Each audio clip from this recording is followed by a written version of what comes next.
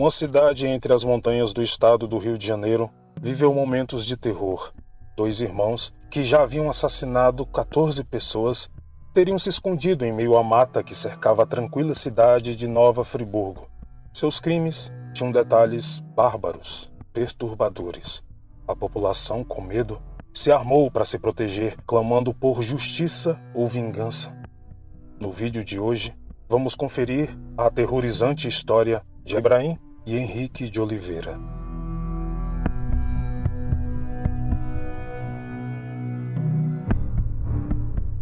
Ao longo da história, a sociedade humana sempre precisou produzir monstros. Muitas vezes, chamamos esses monstros de demônios, seres míticos, assombrações, extraterrestres. Tudo isso para ajudar a explicar o inexplicável, para que possamos entender um pouco deste estranho mundo real. O meu nome é Daniel e seja bem-vindo ao nosso mundo paralelo, a realidade metafórica. Seja muito bem-vindo ao canal Paralelo Metafórico.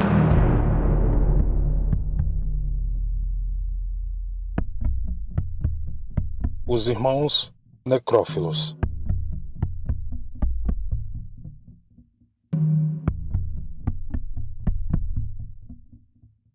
Entre os anos de 1991 e 1995, Nova Friburgo, um município colonizado por descendentes de suíços e alemães no alto da serra, era considerada a região mais europeia do Rio de Janeiro, mas a comunidade estava vivendo em meio ao pânico.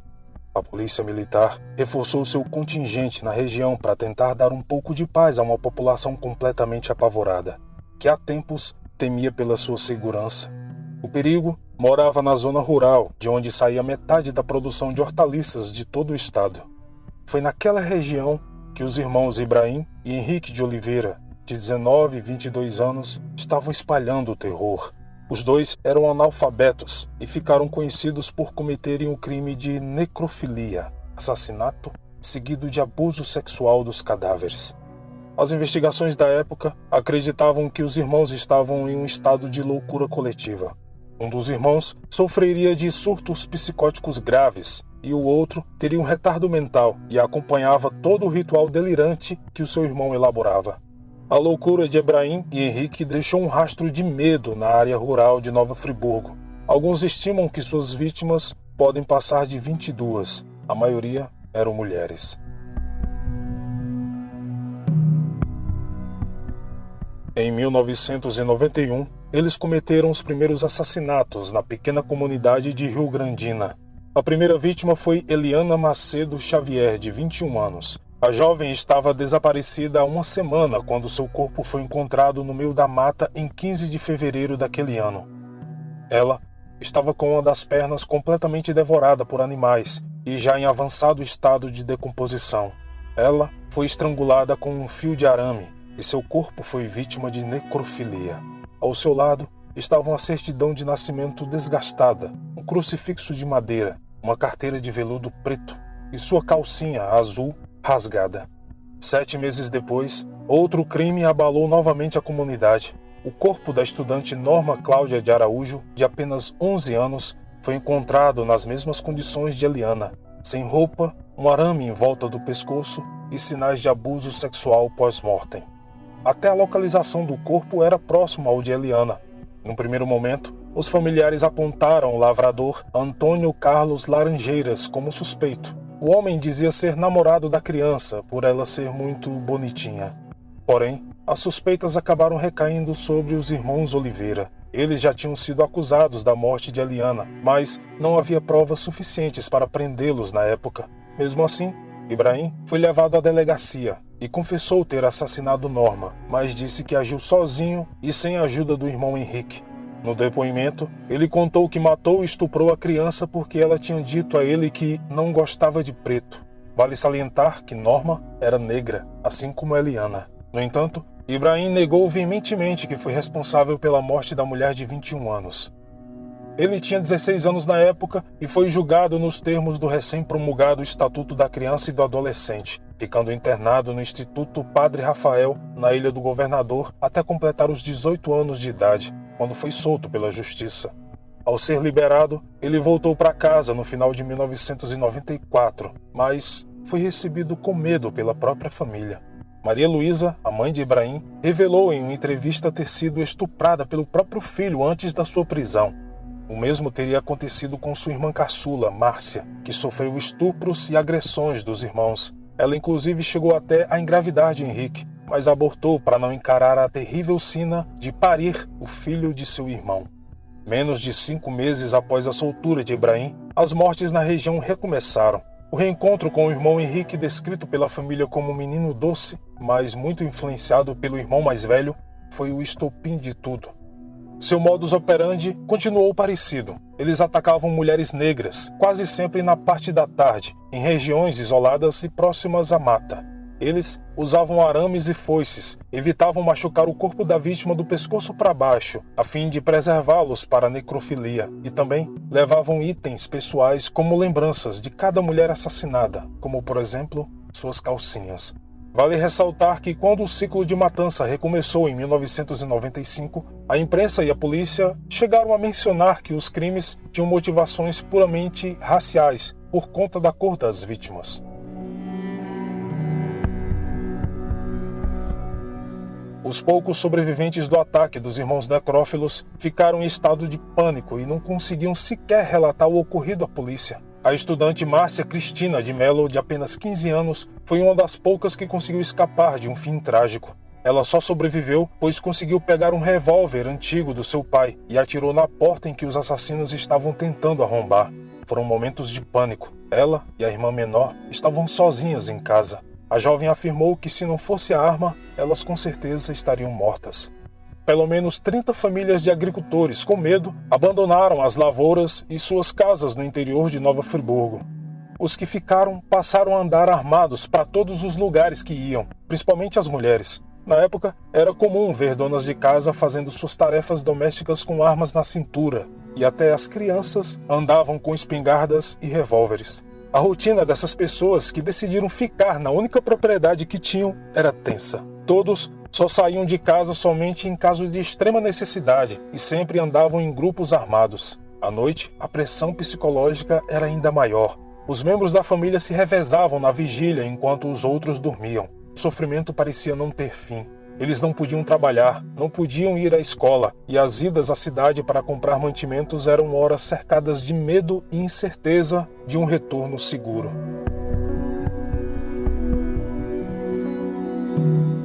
Na época, a prefeitura de Nova Friburgo chegou a oferecer uma recompensa de R$5.000 pela captura dos irmãos ou alguma informação que levasse a polícia até eles, mas os moradores da região mostraram que não estavam interessados no dinheiro. A maioria queria mesmo vingança. O pessoal da comunidade chegar antes da polícia, eu creio que eles devem ser mortos. Se você vê as vítimas dele, que eles fizeram, você pica ele todinho, você faz picadinho dele. Ninguém tinha dúvidas. Se a comunidade capturasse os irmãos, eles seriam mortos primeiro e depois entregariam os corpos às autoridades. Para tentar evitar o linchamento, a Polícia Militar do Rio de Janeiro destacou mais de 300 homens do Batalhão de Operações Especiais para caçar os irmãos assassinos da região. Com roupas camufladas ou disfarçados de agricultores, os policiais se embrenharam na mata fechada, dispostos a prender ou, se fosse preciso, enfrentar os dois irmãos. A polícia militar tinha a força, mas Ibrahim e Henrique tinham a experiência. Desde pequenos, eles eram obrigados a fugir de casa para escapar das surras do pai que chegava sempre bêbado. Segundo os vizinhos dos irmãos, eles passavam várias semanas escondidos na floresta, numa região montanhosa, 30.000 vezes maior que um campo de futebol, um lugar que eles conheciam como a palma de suas mãos. Naquela região, era mais difícil caçar do que se esconder. Era realmente impossível encontrar os irmãos e, devido à grande movimentação na área, eles pararam de atacar por um tempo. Algumas pessoas acharam que os irmãos tinham fugido para outro estado e, aos poucos, as coisas foram se acalmando. O contingente policial foi diminuindo na região e os moradores da zona rural começavam a voltar à sua rotina. Mas os irmãos necrófilos estavam apenas esperando o momento certo para atacar novamente. No dia 27 de fevereiro de 1995, um domingo de carnaval, era mais uma tarde tranquila e quente. A vida estava voltando ao normal. Para amenizar o calor, Elisete Ferreira Lima e seu marido João Carlos Maria da Rocha decidiram tomar banho em uma das cachoeiras do povoado Janela das Andorinhas, na pacata zona rural e paradisíaca de Nova Friburgo. Enquanto Elisete tirava um cochilo na margem da cachoeira, João nadava um pouco mais adiante. Eles estavam sozinhos, por pouco tempo. Elisete sentiu um peso em seu corpo enquanto dormia. Ela abriu os olhos e viu um homem sobre ela e outro, de pé, apenas observando. Um deles bateu com uma pedra na cabeça da mulher e foi para cima de João, que ao ver os dois homens saiu correndo para tentar salvar a esposa. Elisete sequer teve tempo de gritar. Ela viu seu marido sendo morto a pedradas pelos dois homens e o corpo sem vida no chão, sendo estuprado. Em seguida, ela foi arrastada pelos dois estranhos para dentro da mata densa que envolvia a cachoeira. Elisete foi estuprada e agredida por um dos homens, enquanto o outro apenas assistia à cena, pulando de alegria, batendo palmas, como se estivesse comemorando e segurando um livro estranho com uma cruz preta estampada. Num golpe de sorte, um dos agressores se distraiu. Elisete conseguiu se desvencilhar e fugiu. Ela correu pela mata fechada sem rumo e se jogou de um barranco com mais de 2 metros de altura que dava para uma estrada. Lá embaixo, ela foi socorrida por algumas pessoas que passavam por perto. A mulher estava completamente desesperada, com cortes profundos feitos com um canivete em seu braço e completamente nua. Os moradores levaram a mulher às pressas para o hospital mais próximo. Na sequência, a própria vítima confirmou as suspeitas da polícia e da população. Os irmãos necrófilos estavam de volta. Após a morte de João Carlos e a tentativa de homicídio de Elisete, os irmãos desapareceram no meio da mata. Eles se alimentavam das árvores frutíferas e viviam dentro das inúmeras grutas da região, como verdadeiros homens das cavernas. No dia 1º de abril de 1995, Ibrahim e Henrique mataram a própria tia, Vera Lúcia Damasceno, a facadas. Também a estupraram, já com o corpo sem vida, e inseriram um pedaço de tronco na vagina da mulher, abandonando-a na floresta. Alguns moradores suspeitavam que Vera levava mantimentos até o esconderijo dos irmãos, mas nem o grau de parentesco foi um impedimento para sua morte. Vale lembrar que o Rio de Janeiro, em 1995, não era muito diferente do Rio de Janeiro atual. Já havia tiroteios entre facções criminosas e a polícia nas periferias, assim como a memória recente das chacinas da Candelária e de Vigário Geral, em 1993, e uma série de sequestros sem precedentes. A polícia e os servidores públicos também estavam desfalcados, o que refletiu na demora da captura dos irmãos por parte do 11º Batalhão. Eles ganhavam salários irrisórios, tinham pouco equipamento e infraestrutura para cobrir uma área tão grande de Mata Atlântica. A região também tinha estradas em péssimo estado, o que dificultava o acesso ao local. E para piorar, não havia sinal de rádio, o que impedia que os policiais adentrassem ainda mais na mata fechada. Nem mesmo as roupas dos agentes da lei eram adequadas, visto que após buscas pelos irmãos necrófilos, os policiais sempre voltavam cobertos de carrapatos. Mesmo com o 11º Batalhão de Nova Friburgo destacando quase todo o seu efetivo na caçada dos irmãos, as buscas não davam em nada, dia após dia. Ibrahim e Henrique eram vistos apenas quando invadiam as casas da região para roubar comida ou quando apareciam para matar. Depois, desapareciam com o vento, sem deixar rastros, quase como fantasmas. Em 17 de maio, foi a vez da lavradora Odete de Carvalho, de 56 anos. A mulher foi morta por golpes de foice e abusada na própria casa. Ela foi encontrada pelo marido, José Lapa, que no ato de desespero se embrenhou mata dentro na caçada dos irmãos, mas não teve sucesso. Pouco tempo depois, em julho, Íria Moraes Ornelas, de 67 anos, foi enforcada com a própria saia e estuprada na cozinha de sua casa. Os irmãos levaram mantimentos, queijos caseiros e todas as calcinhas da vítima como prêmio. Ainda em julho de 1995, o prefeito da cidade fez um apelo ao secretário de Segurança Pública do Estado. A solução foi destacar um efetivo do BOPE para ajudar na busca, além dos policiais do 11º Batalhão continuar a sua caçada. Nesse meio tempo, Ibrahim e Henrique continuavam saqueando os sítios e tentando atacar mulheres dentro de suas casas. Em agosto, Ibrahim foi baleado por um grupo de homens em patrulha perto de uma antiga usina, mas conseguiu fugir e teve o cuidado de apagar os rastros de sangue na floresta. As aparições dos irmãos só aumentavam a intensidade dos relatos sobrenaturais na comunidade. O povo da região falava que eles só apareciam quando era lua cheia, teriam um pacto com o demônio, ficavam invisíveis e podiam sumir na frente de qualquer um. Segundo a polícia, um dos últimos crimes da dupla foi também um dos mais violentos. As vítimas moravam em uma casa simples e isolada, em meio a uma colina descampada que ficava a 200 metros da estrada principal da região, a única rota de fuga para os moradores do lugar. Os dois irmãos arrombaram a porta dos fundos da casa logo depois do meio-dia e agarraram Maria Dorcileia Fautz, de 39 anos. O filho de 9 anos, Adriano Fautz Gomes, tentou defender a mãe e foi morto a pauladas. Quando o marido da mulher, Isídio Onofre Gomes, chegou em casa no fim da tarde, descobriu que a mulher tinha sido arrastada pelos cabelos para cima de um pequeno morro. Lá, ela foi morta por asfixia. Depois teve seu corpo violentado e os seus órgãos sexuais foram mutilados. Ela estava grávida de 7 meses. O filho de 9 anos do casal chegou a ser socorrido até o hospital, mas veio a óbito no dia seguinte.